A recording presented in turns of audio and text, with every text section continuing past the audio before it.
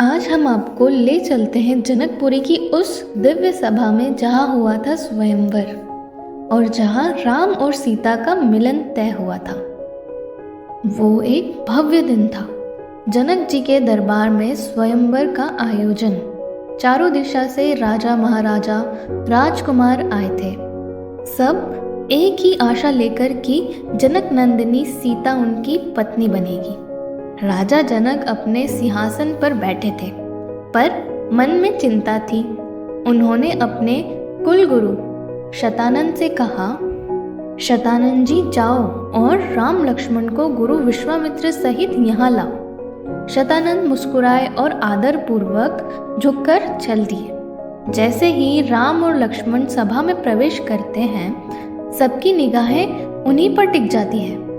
राम जी के दर्शन मात्र से सब मंत्र मुक्त हो जाते हैं। तुलसीदास जी ने लिखा है, जाकी रही भावना जैसी, प्रभु मूरत देखी तिन तैसी। जिसने जैसा मन में भाव रखा, उसे वैसा ही प्रभु दर्शन देते हैं। कोई उन्हें परम सुंदर कामदेव से भी सुंदर समझ रहा था, कोई उन्हें वीरता की प्रतिमूर्ति, तो कोई बस उन्हें देखता रह गया जैसे शांति की मूर्ति हो। हर किसी को प्रभु अलग अलग रूप में क्यों दिखे? क्योंकि ये थी योग माया की लीला। जैसा हमारा मन, वैसे ही भगवान का रूप हमें दिखता है। जैसे श्री कृष्ण ने गीता में कहा था, अब जाननित माँ मोड़ा मानुषी मनु माँ श्रीतम। मूर्ख लोग मुझे साधारण मानव समझते हैं।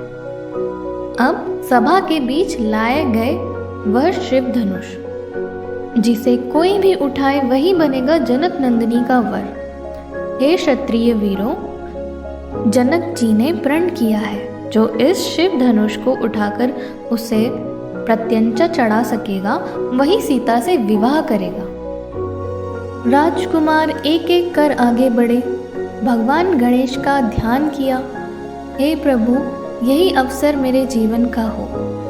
पर कोई भी धनुष को हिला तक नहीं सका। हार कर लौटे और फिर प्रार्थना की, हे ईश्वर, अब कोई और भी इसे ना उठा पाए। राजा जनक निराश हो गए। वो खड़े हुए और बोले, क्या अब पृथ्वी वीरों से शून्य हो गई है? क्या कोई भी इस धनुष को उठाने योग्य नहीं? क्या मेरी बेटी का विवाह कभी नहीं होगा?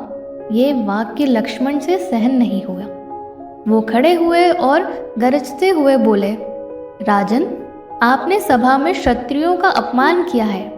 अगर मैं चाहूँ तो इस धनुष को अभी तोड़ सकता हूँ, पर मैं जानता हूँ ये अवसर मेरे भैया राम का है।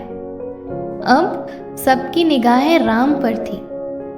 श्री राम ने अपने गुरु विश्वामित्र की ओर देखा। गुरु मुस्कुराए और बोले, राम, अब समय आ गया है, जाओ और अपना कर्तव्य निभाओ। श्री राम मुस्कुराए, शांत, तेजस्वी, दिव्य वो शिव धनुष की ओर बढ़े। धनुष टूट गया। पृथ्वी कांप उठी। सभा में आश्चर्य और आनंद की लहर दौड़ गई। और इस प्रकार नियति पूरी हुई। जहाँ प्रभु हो, वहाँ असंभव भी संभव हो जाता है। अगर ये कथा आपके मन को छू गई हो तो सोल बामर्स को लाइक करें, सब्सक्राइब करें और इस कहानी को अपने दोस्तों के साथ ज़रूर शेयर करें।